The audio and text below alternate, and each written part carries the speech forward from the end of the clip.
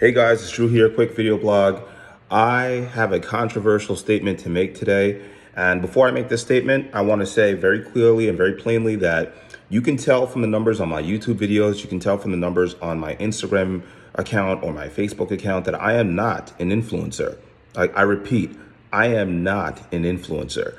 In my life, I'm a businessman, I'm a problem solver, I'm a fixer. That's how I make my money. I make my money by being effective and providing services for people who need them and actually doing a good job at doing those services.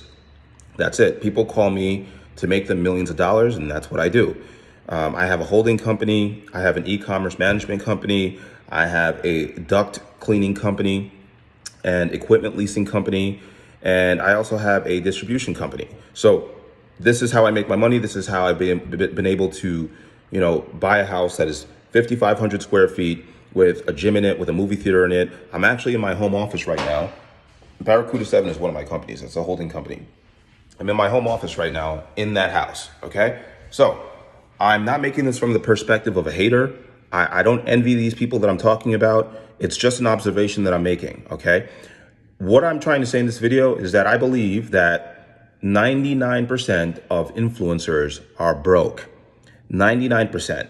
Most influencers are broke. And I'm not talking about people who made their money and made their success outside of being an influencer, and then they're just an influencer on top of it. Like, I'm not talking about the Grant Cardones or the Tony Robbins of the world.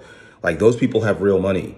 I'm not talking about Robert T. Kiyosaki. I'm not talking about anybody that has a real business outside of the internet. I'm not talking about those people. I'm talking about people who need to and constantly post, these hot takes and this, thought-provoking content on the internet, to portray this character so they can get more engagement, more followers, possibly interviews and so forth. While there's nothing wrong with doing that, I have come to the conclusion that most of these people are, number one, most of them are broke, and number two, most of them are desperate for attention.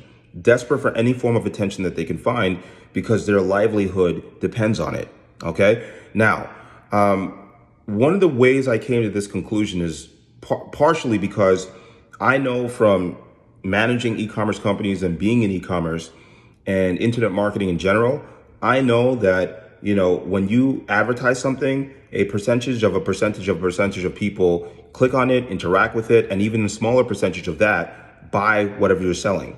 I know this because about 5-6 years ago, we did an advertisement for a skincare product with Melissa Gorga. She's got about 3 million followers in between all her networks. We paid her about $5,000 and she made us about $23,000 in return. So it was a good return on an investment. But the next time that we sent her money, the return on investment was lower because she still had the same followers. It's not like her followers and her engagement grew since the last time we paid her. So that's just one example. She has 3 million female followers. Women are the biggest consumers. We were selling an anti-aging product to her base of people, and she returned a good return. She returned a good return on investment, but she only returned about $23,000 out of the $5,000 that we paid her. So my best guess is that anybody who has less than her followers is probably returning less on their own promotions, okay? So I follow this character on Twitter named Zuby. I think that in general, he's a smart guy. He graduated from Oxford. He takes care of his body. He's intelligent. I can kind of relate to him because I'm a Nigerian dude who is fairly intelligent, who takes care of my body. The only difference between me and him is that he's an influencer and I'm not. I'm a business person. So I was reading his tweets, and he made this tweet that was like, detaching from materialism is freeing. He was saying that how, he's making a statement about how, having materials is like a form of slavery, because if you have materials, if you're attached to your possessions, you can't travel and you can't do all these other things. And, especially if you go into debt to get them. And I was just reading this, and to me, as a person who usually follows this guy's tweets and likes what he says, this was one of the things that he said that I personally, I get what he's trying to say, But him saying it as the messenger indicates to me that he's probably broke. I don't think that he's making an observation. I think that he came across a situation where he couldn't afford something, where he had to choose between the current lifestyle that he's living, where he says he's traveling A, B, C, D, E, and something that he wanted to buy. And he couldn't buy it, so he chose to travel instead. And then I think that led to some form of cognitive dissonance because he couldn't get whatever he wanted to buy. He went and he wrote a post saying that materialism is slavery because if he bought it, he wouldn't be able to travel. Okay. That leads me to believe that he's broke, that he doesn't have money. Okay. This is a guy who has I think he has something like 400,000 or 500,000 followers, maybe even up to 800,000 followers. I'm not sure, but he gets a lot of engagement on Twitter and he gets a lot of praise and stuff. And if you go through his tweets, you'll see typically when cryptocurrency is having its run, when Bitcoin is having its run, he will talk about how much money he's made in Bitcoin and how he's crushing it and this and that.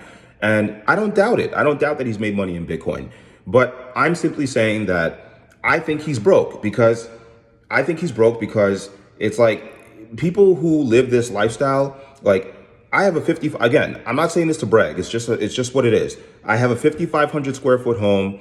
The house that I live in is so big. The house that I bought is so big that I need to have multiple endpoints for routers just so internet can travel.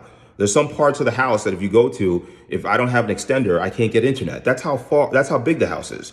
The house is big enough to the point where my landscaper just sent me a quote for $4,000 to do the whole property, to do the mulch and everything.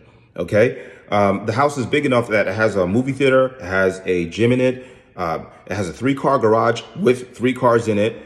You know, like the lights are so high up that I can't reach it. There's some windows that are so high up that I need to get a window washer just to wash them. Look, I'll show you. No cap. This is my house. No cap. This is the foyer of my house. See how high that window is? It's so high that I got to get somebody to actually come in to clean the windows.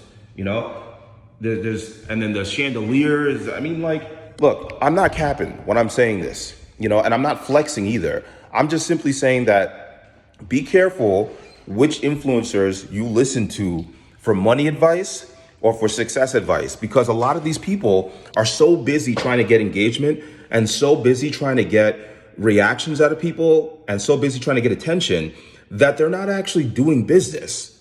You know, they're not actually doing business. Because I can tell you right now, the videos that I post are not to get attention. The videos that I post are just because I see something, I give out some information and some insight on it from my perspective, and I share it with the public. I don't care if this goes viral or not. It makes no difference whatsoever to my pockets or my lifestyle. So it doesn't matter to me. So I just share information as I see it, and I'm just very candid and very blunt. Okay. So I was reading this guy's tweets, and I think, you know, he's one of those people, for example, that has a lot of followers, and he likes to talk like he's a very successful guy, but I don't think he is. I think he's broke. If you have to choose between traveling and affording a nice lifestyle, you're not successful, because I can travel literally anywhere I want. And I own a 5,500 square foot home with 2 luxury cars, my girl's car. I pay for, anytime we travel, I pay both ways, both for me and my fiance. We're getting married in October. You know what I mean? Like, my expenses are more than than most people pay in taxes. You know what I mean? Like, it's a lifestyle. You don't get here because you choose between traveling and owning things. No, you get here because you have a mindset and you have a presence of abundance. That's how you get here. I don't live above my means, but I don't budget. Like, when it comes to groceries, when it comes to food, I buy whatever I want. I don't budget. You know, the only time that I might budget is like, look, I'm not going to go out and go buy, like, for example, something that would be, I would say, kind of expensive for me right now. If I wanted to go out and buy it, that wouldn't be the smartest buy, would be to buy another mansion. That would be stupid. Buying another mansion would be dumb. You know, like, that would be something in my case that would be a big expense that I wouldn't jump into. Okay. For some people, it's not taking a vacation. For some people, it's not owning things, you know, but for me, it's not buying another mansion, you know? So look, at the end of the day, all I'm saying is be careful who you listen to on the internet. I'm not knocking this guy. He's just an example of many. These influencers are just people who want to get attention because they thrive off the attention. They need the retweets, they need the likes to keep their careers going. And that's just what it is. Sometimes the things that they say sound good, and sometimes the things that they say are wise and intelligent. But other times the things that they say are just to provoke attention, just to get, some kind of attention so they can, drive you to, buy a book that they're selling or an album that they're selling or something like that, Plus, the guy is, I don't know if he's in his early 30s or late 20s. I don't know what he is, but I'm just using him as an example. I have no personal vendetta against this guy.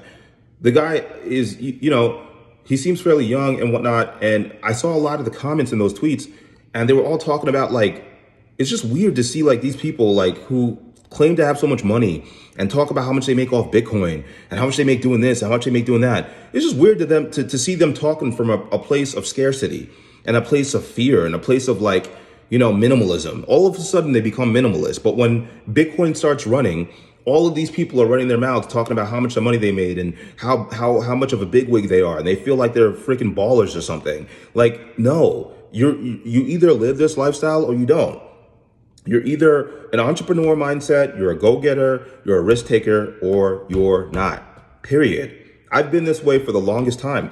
Even when I was making $11 an hour, I wasn't budgeting my food when I got out of college and I was making $11 an hour, I wasn't budgeting my food. You know what I was doing? I was spending any leftover money that I had, I was spending it on trying different businesses. And then what I would do is I would buy whatever food I want. If my money ran out before my next paycheck came, then my money ran out until my next paycheck came, and I would figure it out. Because I don't believe in being you ever see that show Ultimate Cheapskates? I don't believe in that kind of living. That's not abundance. That's not prosperity. That's not living. If you have to if you have to penny pinch just to have money, you're not living. You're not enjoying life. You're not living in abundance. You are scared of losing money. You're living in fear. You're living in scarcity, even though you have. That doesn't make any sense because you can't take any of this money with you when you die. So while you're here, I'm not saying you got to splurge and spend every last penny, but I'm saying that at least if you're going to talk about money and you're going to talk about success and you're going to, at least, live abundantly, live it. Don't just talk about it, actually live it, actually live this lifestyle. Otherwise, don't get on the internet and start bragging every time Bitcoin makes a run. And then when money's running dry for you guys because you don't have any other vehicles to make money off of, when money starts running dry for you guys, you start talking about how materialism is slavery. No, I'm not a slave because I have a BMW M8. I'm not a slave because I have a BMW i8. I'm not a slave because I have a 5,500 square foot home. None of these possessions own me. None of them. I can travel whenever I want. I can go wherever I want. I'm not attached to these possessions. So at the end of the day, just like I'm saying, be careful of which influencers you listen to. Listen to people who own actual businesses. Listen to people who own actual businesses and make money from those actual businesses, not make money from you. You see, because at the end of this video, I'm not going to ask you to buy anything because I don't need your money. You see what I'm saying? I don't even need your views.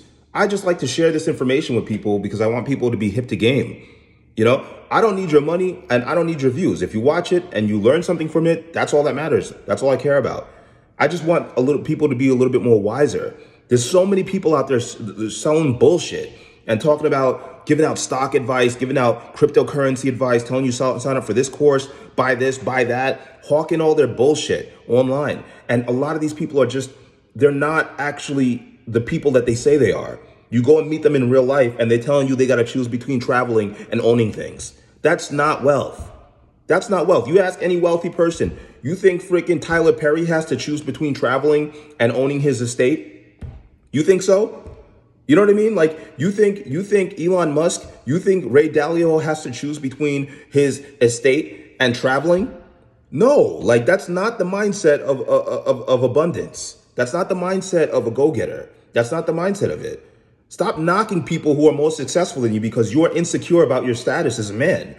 And this is not just to Zuby. This is all these guys out there that talk about, marry a woman who doesn't care about women spend money, make more money, hunt better, capture more fish, go for it. You're a man, you're in your prime, go for it.